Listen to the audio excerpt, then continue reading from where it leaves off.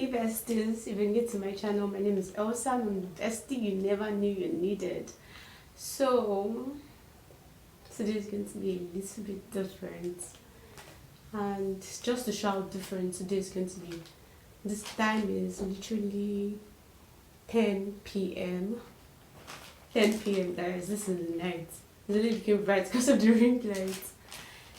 Yeah, I've been pushing back on this video and I just thought hope there's light, why not. So this video is more like a story time, but I wrote it down and I was going to type it out and post it on my Instagram, but it's pretty long and I don't know, I just felt like I want my YouTube to have it.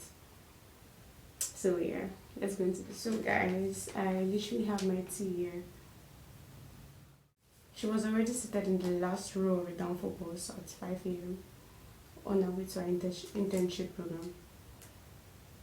The bus had not moved far when it stopped to pick up one more passenger to fill up the bus. She normally sat next to the window seat, but the last passenger was entitled to that space, unless she wanted to rub legs with a stranger, which didn't appeal to her. It was a middle-aged man who seemed to be dressed for labor. There was something strange about him. He was avoiding eye contact with her or anyone. His window was the closest to her, so she looked out in his direction. He was looking out too. She noticed he started rubbing with himself. Technically, he wasn't doing anything wrong. He was probably itching, she thought. It became obvious each time the bus passed the female bystander, because it wasn't an irregular itch anymore. Something was up. He brought out his, dick. And at this point, she was too stunned to react. It was still dark, 5 a.m. So again, she pushed it aside. She turned to look at the chubby man by her left, hoping he was seeing this too, or the woman directly in front. No one else could see other than her. At first, her resolve was to make it obvious she could see him. Maybe, just maybe, he would be scared. He didn't seem to notice or care. The more female bystanders he saw, the more distracted he became. He did this till he came. And in plain words, he did this to you. He had like white stuff coming out of his, and rubbed his soiled hands outside the bus. If you're in Nigeria, you know how Danfo buses are like. You are next to the window. The same bus an innocent person will relax on later. The same bus a hawker will touch to say her wares later.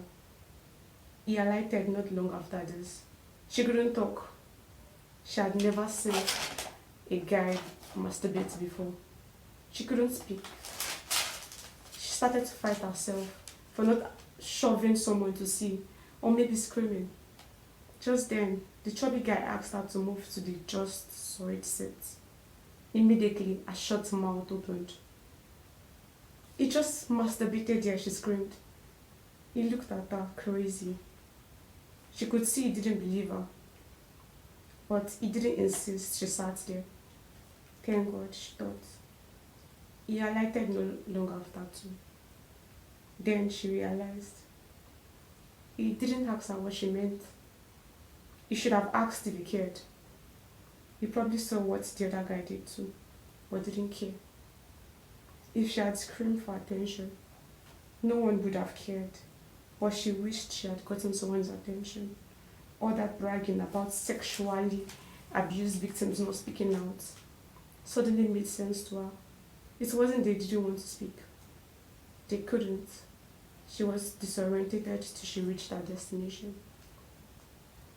Guys, I chose to say the story in write the story basically in a third person perspective, but if my very close WhatsApp contacts that my OGs are here watching this video, they probably already know the story. this happened to me during my internship time. Like, it started to feel like my internship time was when a lot of things were happening. It was my first time leaving the house alone to like a far destination. I was literally feeling important leaving the house early in the morning. My dad left early for work. I left early for work. So like I was feeling great. It wasn't fun, but it felt nice to be part of the working class, even though I was not getting paid. Then this happened. I immediately called my sister. I called my mom. I was walking to work and I was calling everybody.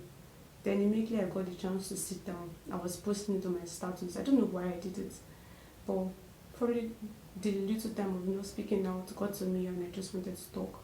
I wanted everybody to know.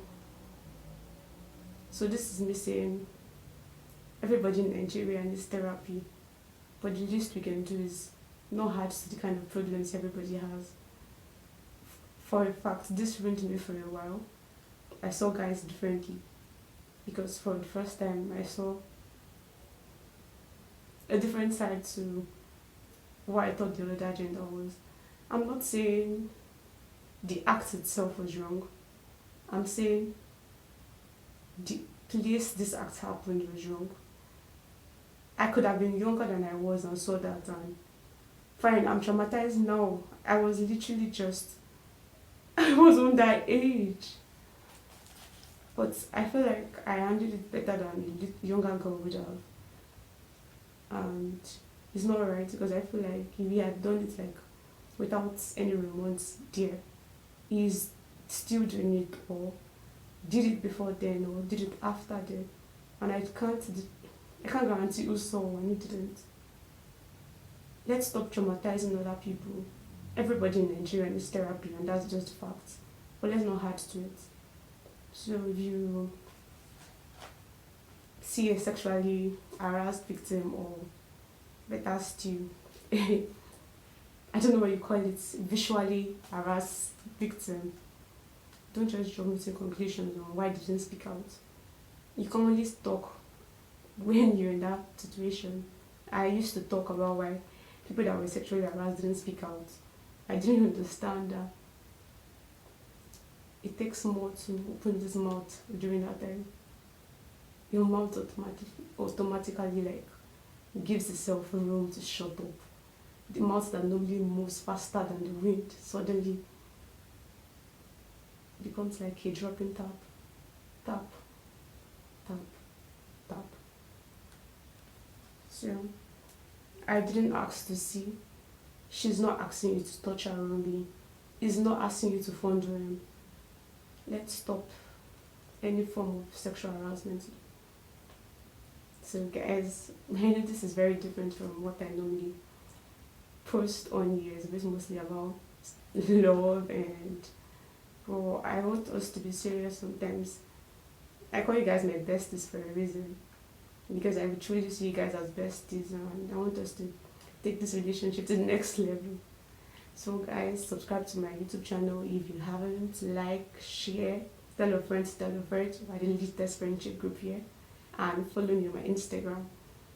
We're on our road to 2K. Bye guys. And good night.